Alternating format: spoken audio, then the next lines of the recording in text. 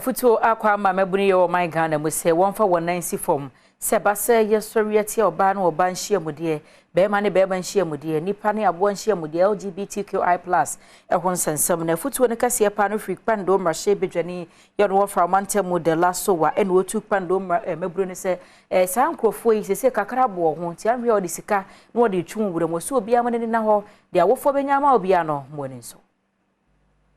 Emrahye bedwani opando abato mpesua so woframantemu maame de laso wa etu ne manfofo se wontwe won emfiri emane ma ene mema ne mema nhyiamu ehu de laso wa eka emrahye bedwafo enwotwe a omotwere nkrata de kwoto emrahye bedwafo enim efa LGBTQI+ ensensem ehu afutu a wode ma omanfo enkanka ene mabuno no ene se womo entwe won emfiri LGBTQI+ hu esanse etia Ghana amamre ene amane ya emfa nsunsuanso pa emre onipa bia enchirimo wodi tujwa eni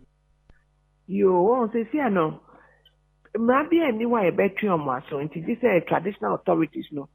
ya omo ye chi obi sa ye beka se what the thing abakro no mun se ye purification ni sa no ma no se sia no ye pese obi am take the law into me hands omo chi obi sa na ya ko bu no na sa. But I say, yetina, yen fan ko emma na no omun try no. Now omun say apa de o practice adena. Yen prescribe penalties ye de be mano. Yanya sa ye chi obi kwa on suspicion ye betumi abu free ana lenju. Say na ade no ko other countries no. Ye pese yembe say ye culture and ye values e Ghana. Ghana for no ye nim say be man to me worry be ma oba so me worry oba